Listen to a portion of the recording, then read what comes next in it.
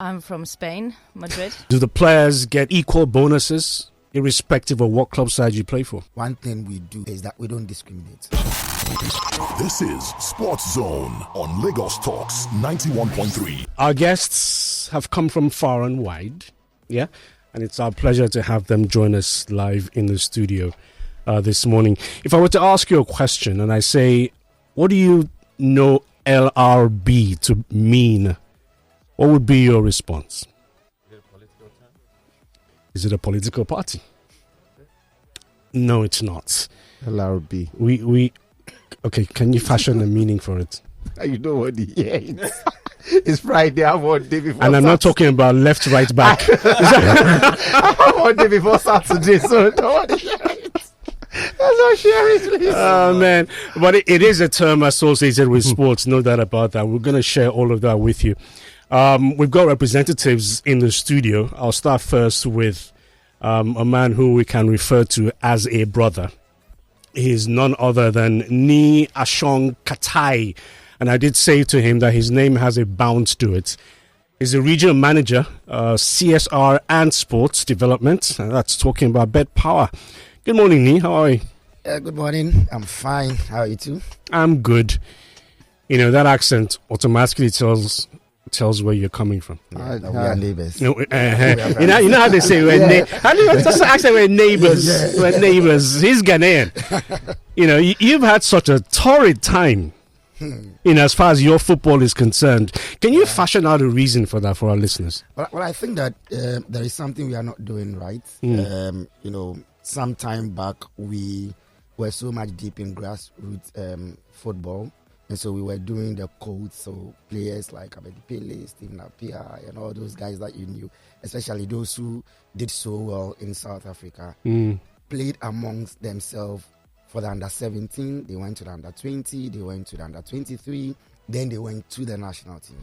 But what are we seeing in recent times? In recent times, we have moved that aspect of sports development and rather focusing of Ghanaian descent who were born and bred in other countries. So you hear that somebody is playing somewhere and the person has some Ghanaian lineage and we go and bring them. And so you have a lot of players who haven't really played together in the under-17 or the under-20 and they get call-ups. And so that telepathy, you know, is already not there because they've not played amongst themselves. And, you know, national teams actually have some few times for them to play or train together and all those things. So that is one key thing that is really, really not helping. And sometime past, we also used to do so well in school sports. And so right from the junior level to the secondary school, the school sports was very, very, you know, strong. But these are things that we are no longer doing. So for the team to bounce back, we need to go back to the roots. Let me put you on the spot. Are you able to place a powerful bet that Ghanaian football will be back on the block? Yeah, we should because there is a whole lot of talk going on. You know, the new government has taken over strongly in their campaign was to bring back our football and bring back their love so that the supporters will also go to the stadium and all that. And we are playing the one thing we should do if we are able to play Chad, beat Madagascar as well and qualify to the World Cup. I'm sure that is going to be the stepping stone for us to bring our football back. Okay, so Ni Ashong is saying that his bet power is absolutely strong. Cool. This is over 10.5. Okay, also here as well, Raquel Puj, yes, I got that correct. She's the head of CSR and sports development, Bed Power. Good to have you here, Raquel. How are you? Hi, good morning. Thank you very much for having me. Where are you from, Raquel? I'm from Spain, Madrid. World champions. I don't need to say anything about the Spanish national team. You guys are just absolutely mind-blowing. Okay. I remember my introduction. I did mention, you know, those three letters, LRB, yeah? What exactly does that mean? Because our listeners are wondering, what's Charles talking about this morning? Okay, so good morning once again to your listeners. And LRB is just the locker room bonus. So locker room bonus. Yeah, locker room bonus. Okay. Just like your dressing room bonus and all that. So some time passed in our sports development as in Africa, one of the things that the players do not really play with are their money, their salary, and their winning bonuses or locker room bonuses. And you know how we do it, especially in Africa. You sign a contract and you are given some money advance. They advance you some money, but that is actually part of your salary. So whatever they give you in the past, you have to actually now get something small as salary. So there were times that players decided that they were not going to play the next game because their locker room bonus for the last 3 wins has not been paid, and there was a lot of brouhaha, in our football or our sports. So in 2022, when we decided that we wanted to be the title sponsor of the Ghana Premier League, there was something we thought about. That listen, one of the priceless assets of every sport are the players. And so you put money into the sports, it goes to the federations. The federation sometimes takes everything or they distribute it to the teams.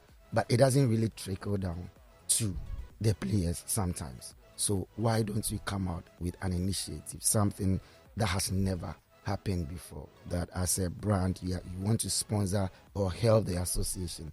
But then you also have to make sure that some money goes to the players. So we said that, now we want to take charge of paying winning bonuses for players so that the history that I told you remain in the past. So once you win a game and you are part of the match day squad, automatically, and it's the locker room bonus because by the time the referee blows the whistle and by the time you walk that few steps into your dressing room or the locker room, you would have received winning bonus from the house. So the money goes direct to the players, yes, directly to the players. So this is what we do.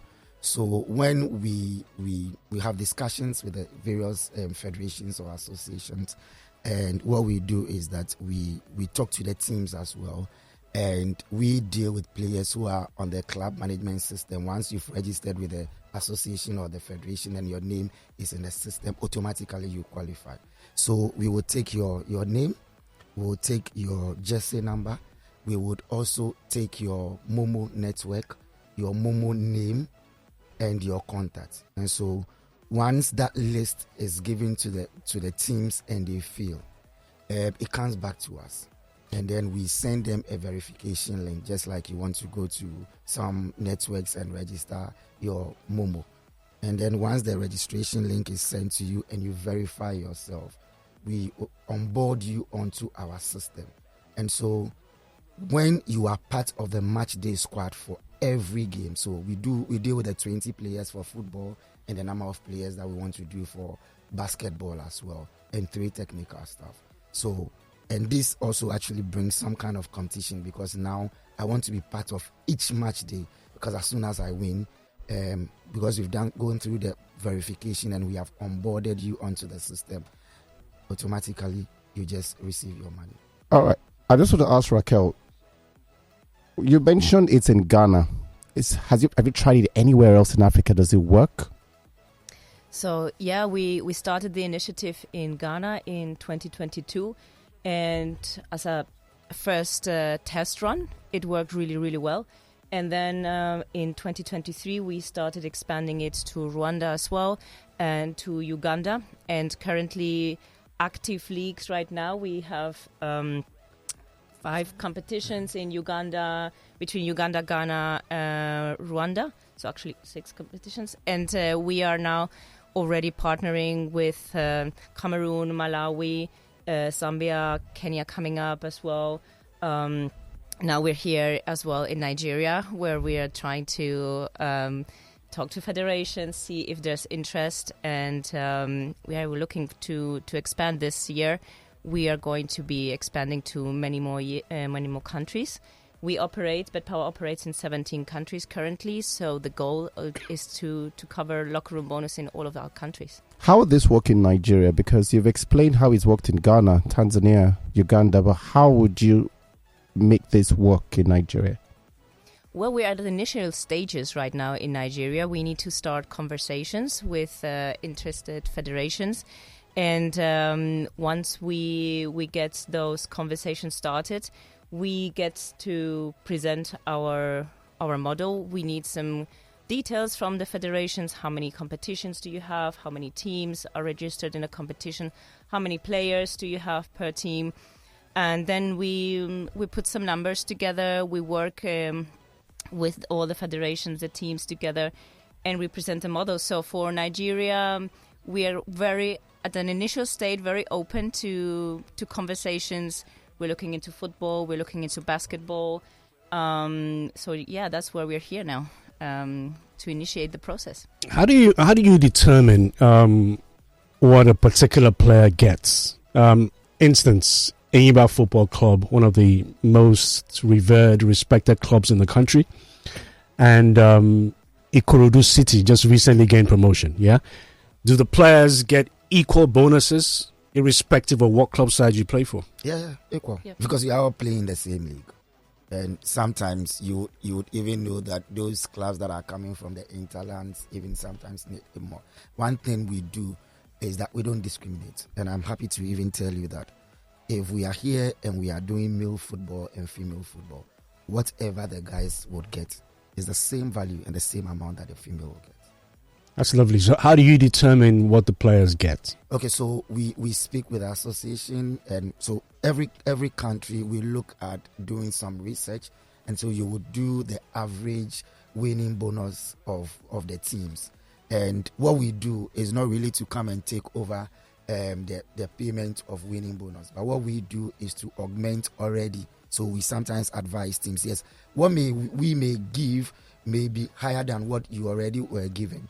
But we're actually saying that, listen, the players deserve more. They deserve, because if we really want our stars to be in our league, to draw people to go and watch them every now and then, we need to maintain them and keep them in the league. And to maintain and keep them, at least their resources in terms of monetary resources must appreciate. And so we come in and then we organize. So we speak with the association, and this is what we want to offer and all that. But I can tell you that it's been very, very good. It's been very, very good. All right, so many of our players actually want to travel abroad. You know, so many of them play backwaters of European football. You find Nigerian players who go to play in places like, I mean, no disrespect, Benin Republic, you know, and it's all about the monies that they're able to earn, you know, playing in what I can refer to as the lesser leagues. But what this does is give the players some sort of incentive to want to stay, because they are getting their worth for the work that they're putting in. Yes. Yeah, that's exactly why we are here, to help develop the sport. So, I mean, also happy to say that the concentration is not only again on the locker room bonus, but when we come in and there is the need for us to also look at infrastructure, there is the need for us to look at some other resources or tooling the teams as well, we also come in, because that's what. So as I speak with you, there is something we are doing in Ghana. There is something we've already done the turf. We want to do the sitting arena. There's something we are doing in Mombasa and all that. And curious to say that we also want to see the situation where we have a lot of our women love football and enjoy football. So this is key on research as well. We really want to come in, know also the needs of the clubs and the needs of the federation, and we want to build partnership. That's what we want to do. So there's a partnership between Bed Power and the associations. Guys, what can we do together to make African football develop? And that's the reason. Have you gotten in touch with the different associations, basketball, football? Yes, as I speak with you here, we have Janine. You know her. She's already trying to sell what we are doing to them. And I as I speak with you, if we leave your studio, and we know a lot of people, I mean the whole world listens to your radio station, if we leave here right now and we get a call from the federation, so whichever federation, we are happy to begin serious talks. And I'm happy to say that probably the next time we get the opportunity to be in front of you to be interviewed, we will be announcing LRB in Nigeria. I imagine that this is a dream come true, you know, for the average sports person in Nigeria, and some people will be jumping for joy as we speak. But Raquel, what's the benefit for Bet Power, you know, wanting to do this on the African continent? So for Bet Power, we're looking into a long-term impact. We're not looking for the revenue tomorrow. We're looking to make partnerships that are going to be lasting longer. For example, we started this in 2022 without knowing if this was going to be successful, if it was going to work. We're using also very advanced technology. We're doing payments via Momo. We're also trying to work towards the penetration of mobile money in the continent. So it was an experiment. We didn't know if it was going to work, and it did work. So we're expanding to the rest of the continent. What's going to happen in the next years, we don't know, but we're positive that we are changing as well the way that sponsorships are being made. We're doing a novel approach to sponsorships. We are partnering with the federations, but the impact is and the focus is towards the athletes and the players rather than the federation only. So we're looking to change a little bit the way that sponsorships are being perceived. We're looking for a long-term partnership with the sports community in general. We're looking to the athletes. We're trying to invite fans as well over to enjoy the sport. Many people might think, oh yeah, I would like to try this. I'm good at this, but what's going to bring it to me? So maybe we're encouraging now people to actually embark in the journey of taking sports seriously. Women, try and come because there's opportunities for you as well.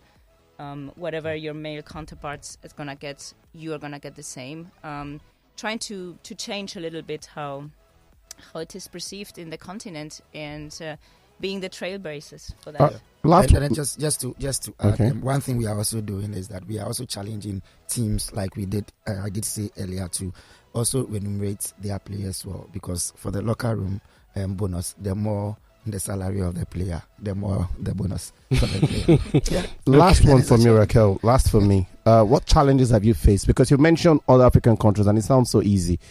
But if it's that easy, I'm sure you would have covered the whole of Africa at this stage. But what's some of the challenges you faced to this point in terms of getting this locker room bonus through? So the reality is that it's not easy because, first of all, we need every single player to have a Momo account. We need every player to have an ID card. We need the players to have smartphone. And that is unfortunately not a reality for everybody. So we work very, very hard with the teams individually to make sure that even the players that don't have a smartphone get the chance to be verified, get the chance, even people that don't have a Momo account for whatever reasons, we make sure that they also get their bonus via maybe somebody else's Momo account. There's a whole verification process. There is a lot of consent forms needs to be filled in. There's a lot of work behind the scenes that you don't see. And we have a lot of, our team is really working tirelessly. We have a 24/7 customer support team that is also part of the locker room bonus. The payments are done regardless of what time of the day and what time of the week the games are. So there is a lot of work in the background. And that's also why we can't do it all at once immediately, because we need to go into each individual competition and see the challenges that we have.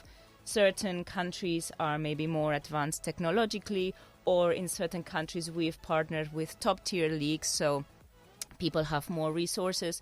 Then we have other cases, like in Uganda, we're working with futsal. It was something completely new for them. They had never had a sponsorship before, so we had to go on site. We were literally sitting at the venue with the players, talking individually with one by one and verify them on the spot. We deployed the team over there. So it is not easy, but it's doable, and we push through, and we want to do it. So, yeah, I don't know. It might take the whole year. It might take 2 years, but that's what we're going to do. We appreciate it. Thank you so much, Ni Ashong Katai, Regional Manager, CSR and Sports Development, Bet Power. And of course, a big thank you to the best national team in the world, represented by Raquel Puig, Head of CSR and Sports as well Development, Bet Power. Have a great morning, guys. Thank you Yourself. so much. Thank you. It was And we hope to hear good things about Betpar. Yeah. I mean, you will. Yeah, I will. Like, I know I will. I'm I sure know I the next will. time you would invite us to come and announce. Oh, yeah. We started with Nigeria Yeah, Federation. I know. Thanks, guys. Thank you.